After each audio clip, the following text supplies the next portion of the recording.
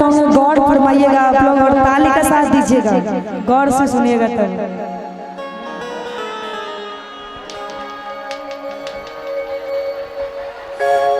कि तोहरे भरोसे बरहम बाबा झिझिया बनलिए हो, कि बरहम बाबा झिझिया बनलिए हो, कि बरहम बाबा झिझिया पर रही हो। आहसबा कि बेटी तहर कुछ होना जाने छहो। एक बार प्रेम से बोले साचे दरबार की।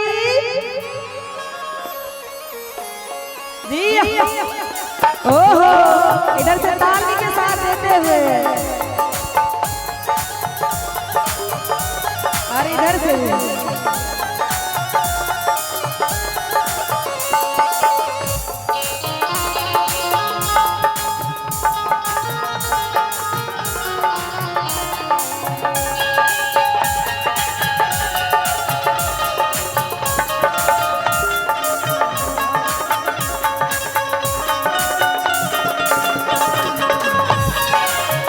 तोहरे भरोसे बरहम बाबा झिझिया बनलिए हो।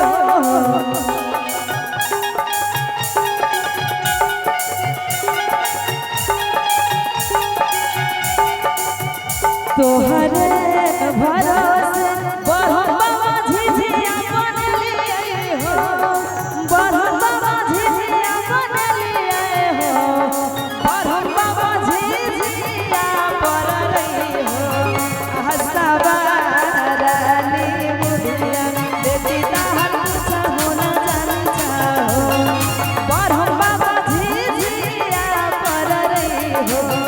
आहसबा रानी बुधिया बेटी तहर कुछ होना जाने छहो। तोहरे भरोसे बरहम बाबा झिझिया बनलिए हो, बरहम बाबा झिझिया बनलिए हो, बरहम बाबा झिझिया पर रही हो। आहसबा रानी बुधिया बेटी तहर कुछ होना जाने छहो। बरहम बाबा झिझिया पर रही हो। आहसबा रानी बुधिया बेटी तहर कुछ होना जाने छहो। ओहो दिया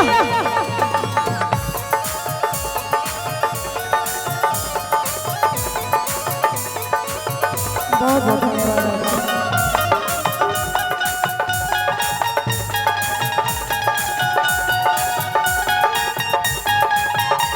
क्या बात दिया।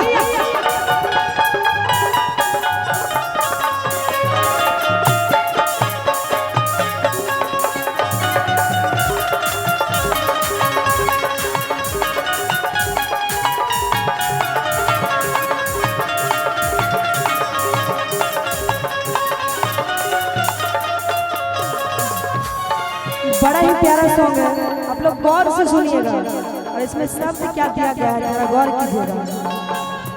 कहमा से आई तई मैया के सारे लसुरवा गे,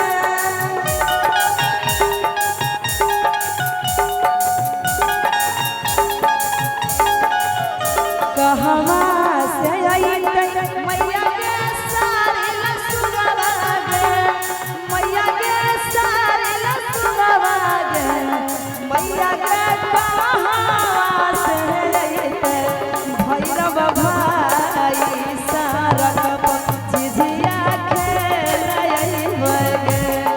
मैया के कहाँ से अइते भैरव भाई सारक झिझिया खेल अइबे गे।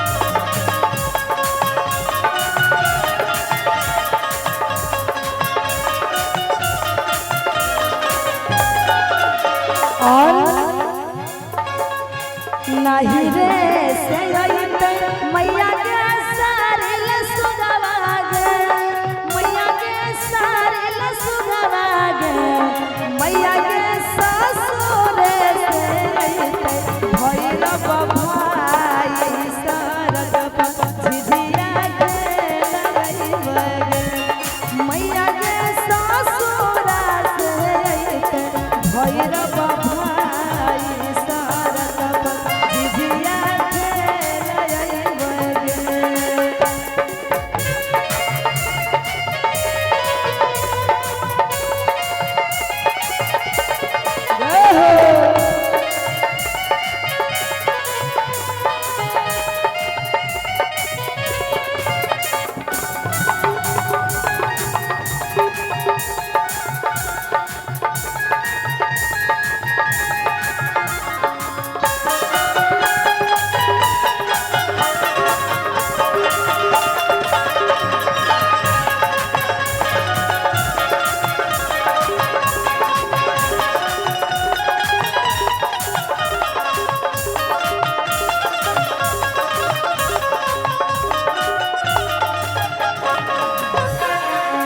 कहवा बैठई मैया के सारे लसुगवा गे मैया के सारे लसुगवा गे मैया के कहवा बैठई भैरव भाई सरग झिझिया के लगइबे मैया के कहवा बैठई भैरव भाई सरग झिझिया के लगइबे मैया के घर ही बैठइबे भैरव भाई सरग झिझिया के लगइबे मैया के घर ही बैठइबे भैरव भाई सरग झिझिया के लगइबे। अच्छा लगा हो तो जोरदार ताली हो जाए और इधर से हमारे शेर की तरफ से